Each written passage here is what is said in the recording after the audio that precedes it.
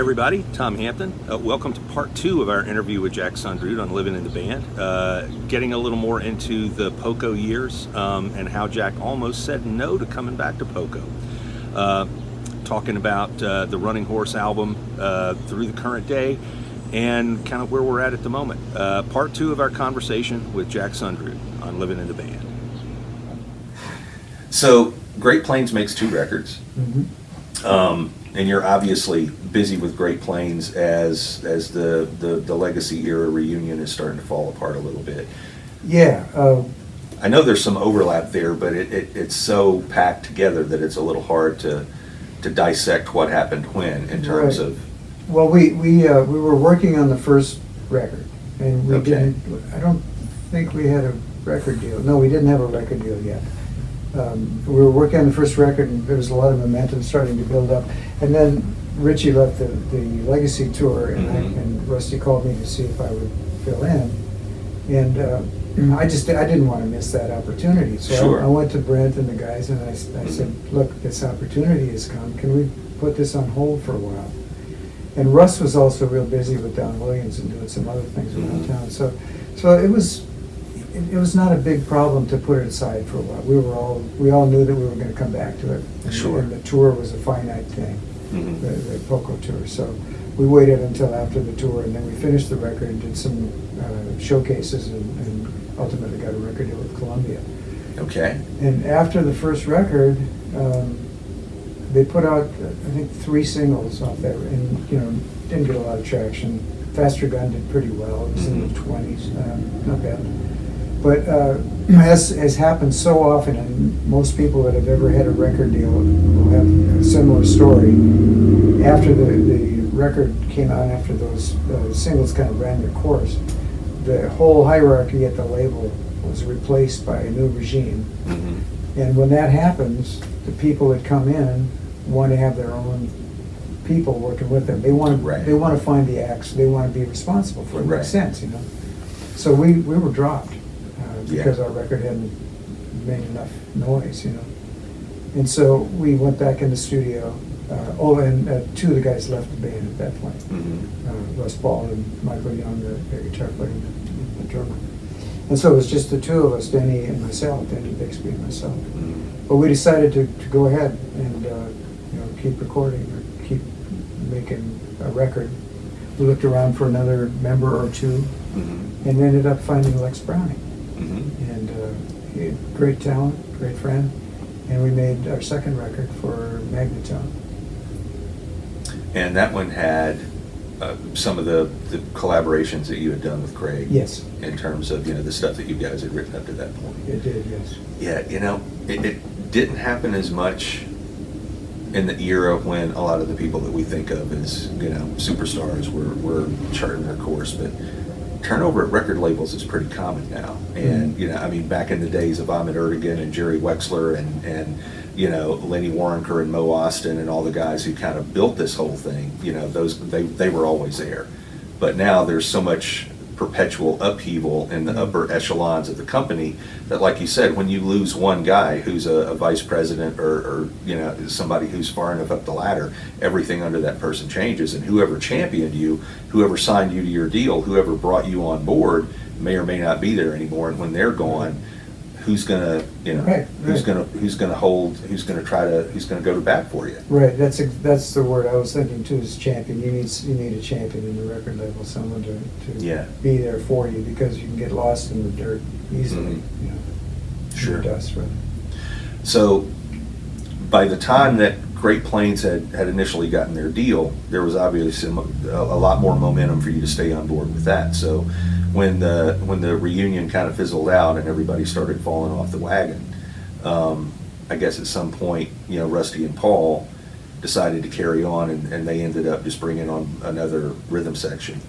And I think there was a minute there after the tour where they were all just kind of going to put it to bed, Well, and I know Rusty had, he had started that project with, there was Sky Kings and Four Wheel Drive, and I think I haven't talked to any of them about this, certainly not on the record, but I think there was, kind of a sense of resignation that maybe it had run its course at that point, especially coming off you know, bringing those original members back and having expectations for that, and then none of that coming to fruition.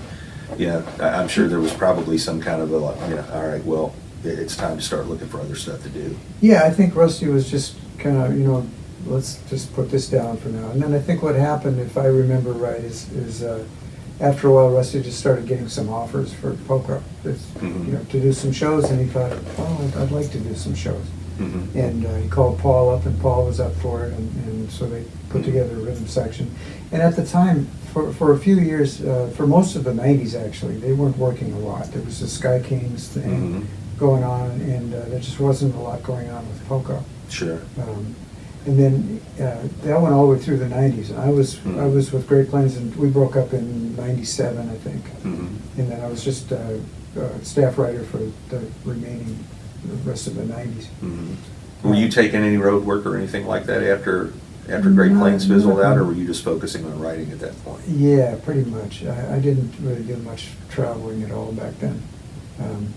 That time between Great Plains and where I restarted with polka, I was just pretty much focusing on writing. Didn't have a whole lot of success, but you know. Well, I mean, that's part of the reason you get up and write every day, but it's not all of the reason you get up and write every day. Oh, exactly. You know?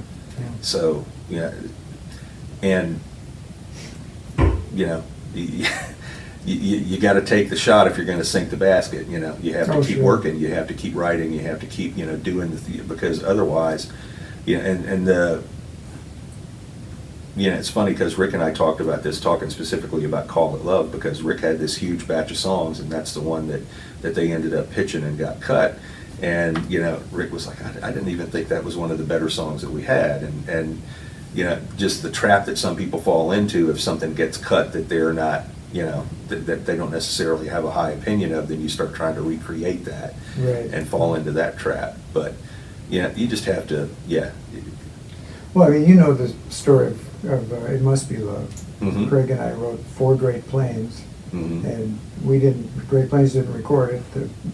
At the time, Brent Mayer, the producer, didn't think it fit us, but, excuse me. But then it sat on the shelf for 4 years and didn't really get pitched much, and Craig kind of needled him to pitch it some more, and it ended up getting recorded and being a #1 after sitting on the shelf for 4 years. So you just never know.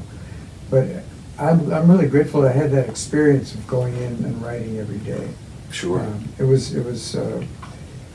you know, I don't, the way I look at it is that you're kind of keeping yourself ready for when a great idea comes along. Right. You've got the craft, and then you're just waiting for a brilliant idea, you know. Sure. So if you keep the craft up, when the idea comes, you'll have a better chance of getting it in the shape that you want it to be. Sure. Otherwise, it's, you know, yeah, if the wheels are greased, it's a lot easier for the machinery to catch up. Yeah. Sure. Sure.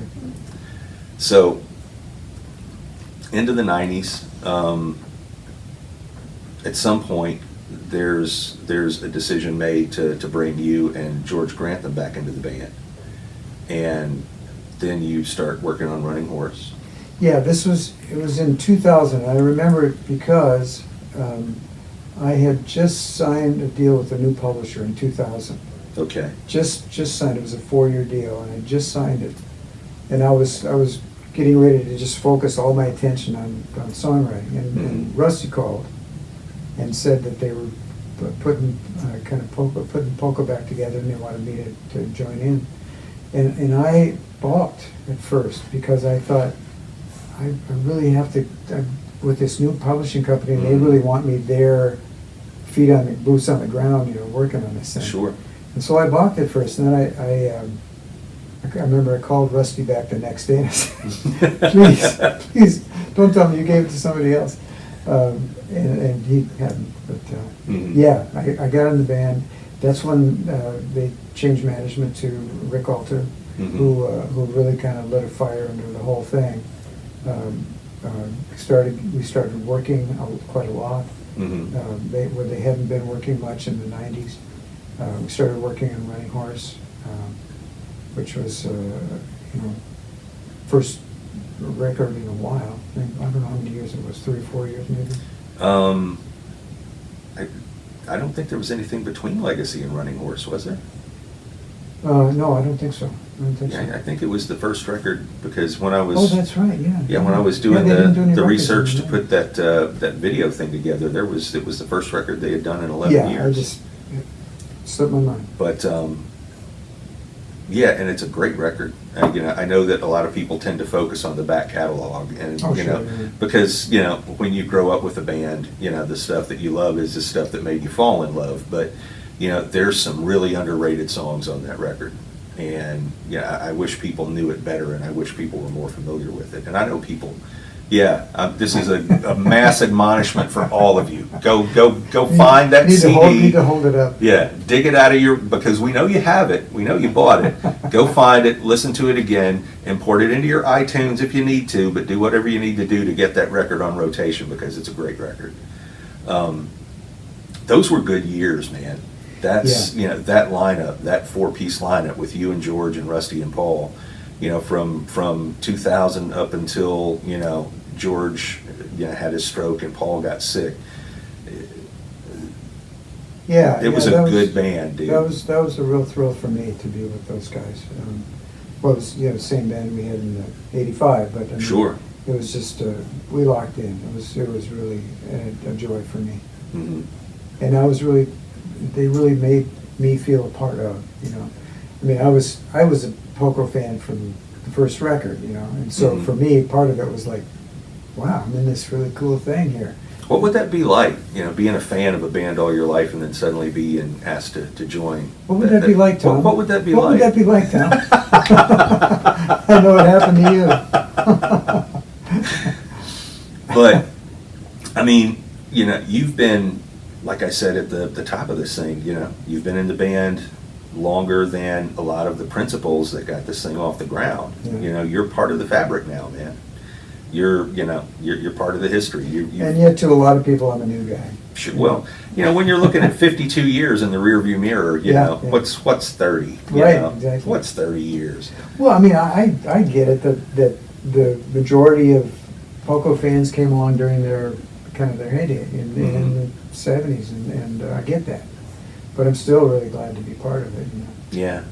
I mean, to me, it's kind of like looking at the Rolling Stones and you know, yeah, you know, they're a great band, but they've never been the same since Brian Jones died. Yeah. You know, there's so much stuff that's happened since Brian Jones died that Yeah. it's like, that's what you're fixated on. You know, and if those are your records, that's great. You know, those Sure, are your sure. records. But, you know, I didn't hear of the band until 1977.